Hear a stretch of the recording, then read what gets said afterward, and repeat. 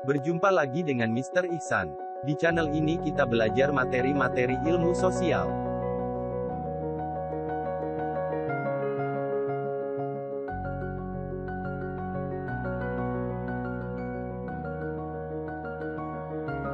Materi kita kali ini adalah materi IPS kelas 8 pengaruh kebijakan kerja paksa.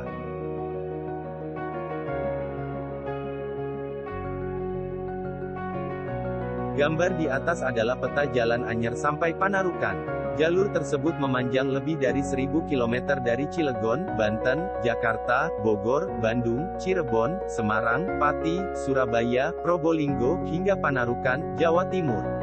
Saat ini, jalur tersebut merupakan salah satu jalur transportasi utama bagi masyarakat di Pulau Jawa.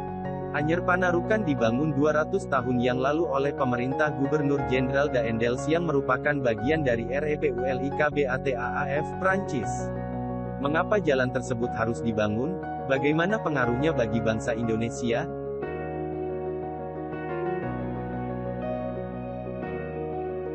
Pada awal tahun 1795, pasukan Prancis menyerbu Belanda. Raja Willem V melarikan diri ke Inggris. Belanda pun dikuasai Prancis, dan terbentuklah Republik Batav, 1795–1806, yang merupakan bagian Prancis. Kebijakan-kebijakan Republik Batav untuk mengatur pemerintahan di Hindia masih juga terpengaruh Prancis. Pemerintahan yang mewakili Republik Batav di Indonesia adalah Herman William Daendels, 1808–1811, dan Jan Willem Jansen, 1811. Kebijakan pemerintah kerajaan Belanda yang dikendalikan oleh Prancis sangat kentara pada masa Gubernur Jenderal Daendels, 1808–1811. Kebijakan yang diambil Daendels sangat berkaitan dengan tugas utamanya yaitu untuk mempertahankan Pulau Jawa dari serangan pasukan Inggris.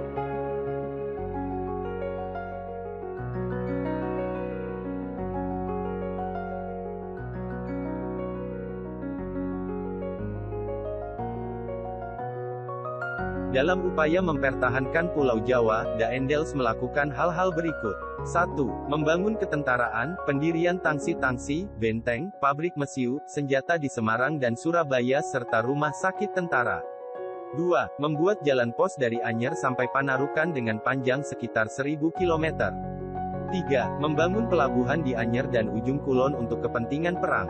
4. Memberlakukan kerja rodi atau kerja paksa untuk membangun pangkalan tentara.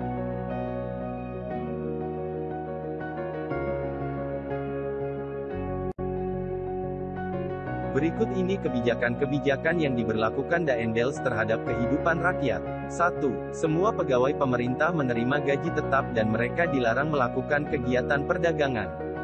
2. Melarang penyewaan desa, kecuali untuk memproduksi gula, garam, dan sarang burung. 3. Melaksanakan kontingenten yaitu pajak dengan penyerahan hasil bumi.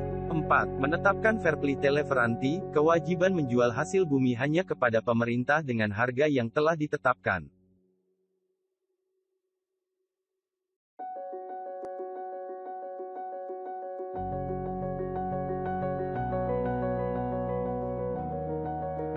Lima, menerapkan sistem kerja paksa, rodi, dan membangun ketentaraan dengan melatih orang-orang pribumi. 6. Membangun jalan pos dari Anyer sampai Panarukan sebagai dasar pertimbangan pertahanan. 7. Membangun pelabuhan-pelabuhan dan membuat kapal perang berukuran kecil. 8. Melakukan penjualan tanah rakyat kepada pihak swasta, asing. 9. Mewajibkan Priangerstelsel, yaitu kewajiban rakyat Priangan untuk menanam kopi.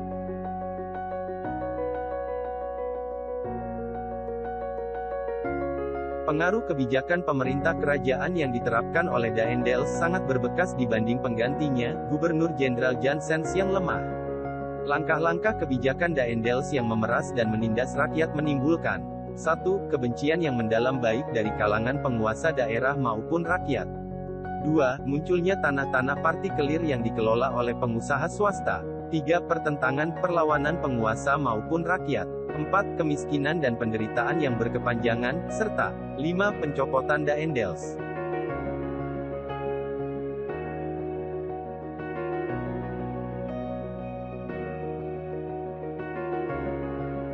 Pada tahun 1810, Kaisar Napoleon menganggap bahwa tindakan Daendels sangat otoriter. Pada tahun 1811 Daendels ia ditarik kembali ke negeri Belanda dan digantikan oleh Gubernur Jenderal Janssens. Ternyata Janssens tidak secakap dan sekuat Daendels dalam melaksanakan tugasnya. Ketika Inggris menyerang Pulau Jawa, ia menyerah dan harus menandatangani perjanjian di Tuntang pada tanggal 17 September tahun 1811. Perjanjian tersebut dikenal dengan nama Kapitulasi Tuntang. Isi kapitulasi Tuntang sebagai berikut. A. Seluruh militer Belanda yang berada di wilayah Asia Timur harus diserahkan kepada Inggris dan menjadi tawanan militer Inggris. B. Hutang pemerintah Belanda tidak diakui oleh Inggris. C. Pulau Jawa dan Madura serta semua pelabuhan Belanda di luar Jawa menjadi daerah kekuasaan Inggris, EIC.